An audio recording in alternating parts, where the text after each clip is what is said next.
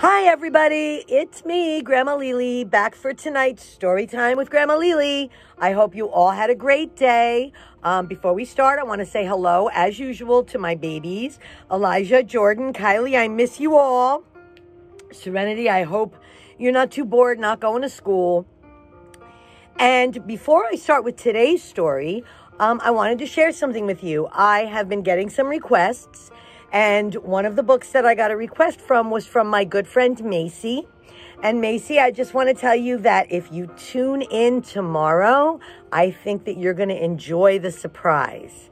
Okay? So again, if you have books that you want me to read, let me know. If I have them or I can get them, I'll be more than happy to read them. So today's story is called The Mitten. And it's actually a Ukrainian folktale, which is an old story that grandmas and grandpas and moms and dads have told for years and years, and sometimes different people write different books using the same story. This one is called The Mitten, and this one is adapted and illustrated by Jan Brett. Here we go. The Mitten, a Ukrainian folktale, adapted and illustrated by Jan Brett.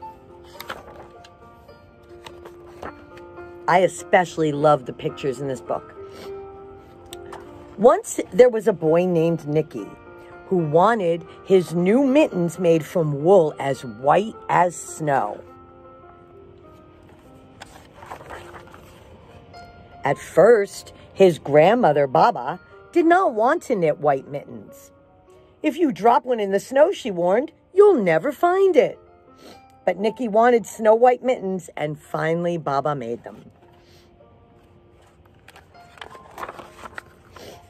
After she finished, she said, "When you come home, first I will look to see if you are safe and sound, but then I will look to see if you still have your snow white mittens." So off Nicky went, and it wasn't long until one of his new mittens dropped in the snow and was left behind. Can you see it? Can you see his mitten right there by the tree? It looks like a footprint, doesn't it?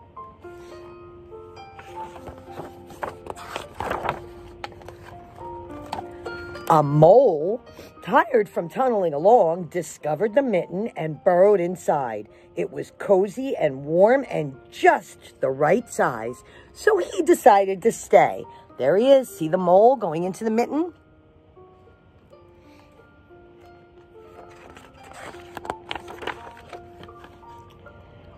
A snowshoe rabbit came hopping by. He stopped for a moment to admire his winter coat. It was then that he saw the mitten, and he wiggled in, feet first.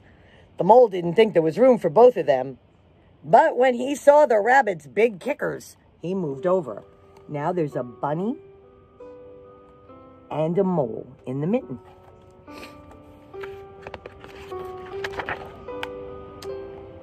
Next, a hedgehog came snuffling along. Having spent the day looking under wet leaves for things to eat, he decided to move into the mitten and warm himself. The mole and the rabbit were bumped and jostled, but not being ones to argue with someone covered with prickles, they made room. Look at everybody in the mitten now.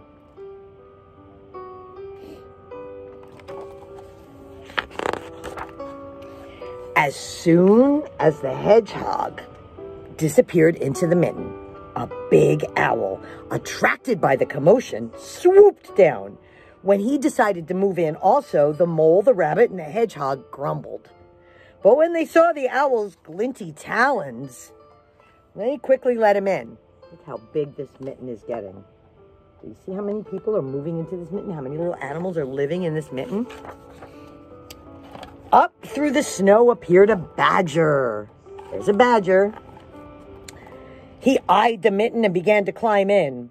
The mole, the rabbit, the hedgehog, and the owl were not pleased. There was no room left, but when they saw his diggers, they gave him the thumb. Look at the mitten. It started snowing, but the animals were all snug in the mitten. A waft of warm steam rose in the air, and a fox trotting by stopped to investigate. Just the sight of the cozy mitten made him feel drowsy. The fox poked his muzzle in when the mole, the rabbit, the hedgehog, the owl, and the badger saw his shiny teeth. They gave the fox lots of room. Uh-oh, look at that. Who do you think is coming next? A great bear lumbered by. He spied the mitten all plumped up. Not being one to be left out in the cold, he began to nose his way in. The animals were packed in as tightly as could be, but what animal is going to argue with a bear? The mitten swelled and stretched. It was pulled and budged to many times, but Baba's good knitting held fast. Along came a meadow mouse, no bigger than an acorn. She wriggled into the one space left and made herself comfortable on top of the great bear's nose.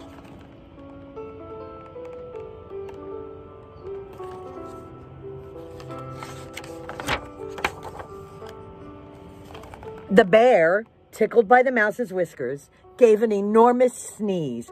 Achoo! The force of the sneeze shot the mitten up into the sky and scattered the animals in all directions. Oh, here comes Nicky. On his way home, Nicky saw a white shape in the distance. It was the lost mitten, silhouetted against the blue sky. As he ran to catch his snow-white mitten, he saw Baba's face in the window. First, she looked to see if he was safe and sound, and then she saw that he still had his new mittens. And there is Nicky with Baba and his new mittens. And look, there's one mitten, and there's the other mitten. Why does that mitten look so big? Because all the animals were living in it. Okay, boys and girls, I know that was a short story, but this is one of my favorite books. I love the way Jan Brett illustrates these pictures, and so I wanted to share this with you. Remember, tomorrow there's a special surprise for Macy, so everybody make sure to tune in. Okay, you guys have a great day.